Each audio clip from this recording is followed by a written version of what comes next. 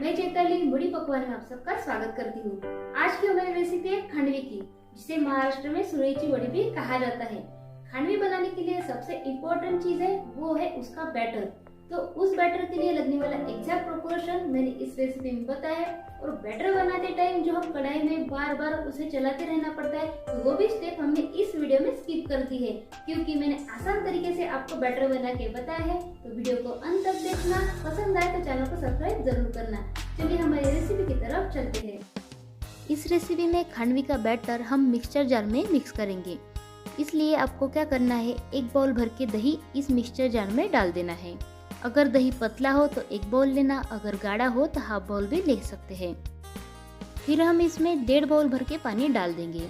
हमें सिर्फ इसका छाछ बनाना है। अगर आपके पास छाछ हो तो आप 2.5 बाउल भर के छाछ का भी यूज कर सकते हैं। अब हम इन्हें मिक्सर जार में घुमा लेते हैं। तो देखिए छाछ यहाँ पे रेडी हो गया है।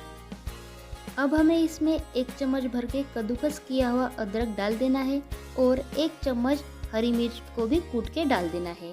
हाफ टेबल स्पून नमक भी मिलाएंगे और 1/4 टेबल स्पून हल्दी पाउडर भी डाल देंगे।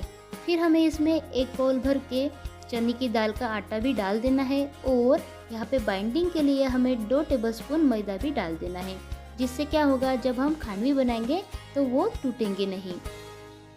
फिर इस मिक्सचर को आपको ऐसे बर्तन में डाल देना है जिस बर्तन को आप कुकर में रख सकते हैं। तो यहाँ पे मैंने कुकर के नीचे थोड़ा सा पानी डाल दिया है और उसमें स्टैंड रख दिया है।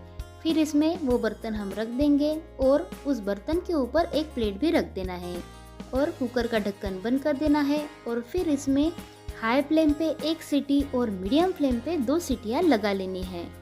तो टोटल हमें यहाँ पे 3 सीटियाँ कुकर में लगा लेनी है। तब तक हम क्या करेंगे, ऐसे अगर बड़ा सा ट्रे हो तो उसके पीछे आपको ऑयल से ग्रीस कर लेना है, या ऐसे थालियाँ हो तो आपको 2 या 3 थालियों में ऐसे ग्रीस करके रख देना है।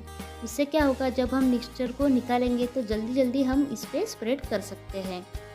तो यहाँ पे मैंने 3 सीटियाँ लगा ली है और कुकर भी ठंडा हो गया है।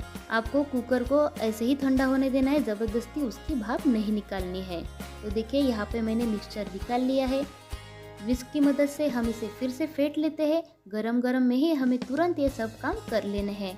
फिर हम इसे ग्रीस किए हुए प्लेट के ऊपर डाल देते हैं और इस बैटर को फिर से ढक के बाजू में रख देते हैं, क्योंकि जैसे ये ठंडा हो जाता है तो गाढ़ा होना स्टार्ट हो जाता है। अब जिस बैटर को हमने प्लेट के ऊपर निकाल लिया था, उसे स्पैटुला की मदद से हमें अच्छे से थिन लेयर में स्प्रेड कर देना है। अगर हम पतली लेयर ना बनाते हो, थोड़ी सी भी जाड़ी लेयर बन जाती है, तो जब हम रोल करेंगे तब ये टूट सकते हैं। तो इसलिए आपको पतला पतला ही स्प्रेड कर लेना है। और फिर थोड़ा सा ठंडा होने के बाद इसे चाकू से कट्स लगा लेने हैं। मार्केट में जो खांडवी मिलती है, आप उस हिसाब से एक डिस्टेंस तय करके उसमें कट्स लगा सकते हैं। फिर इसके कॉर्नर्स को हमें उंगलियों से ऐसे उठा लेना है और फिर आसानी से हम इसका रोल बना सकते हैं।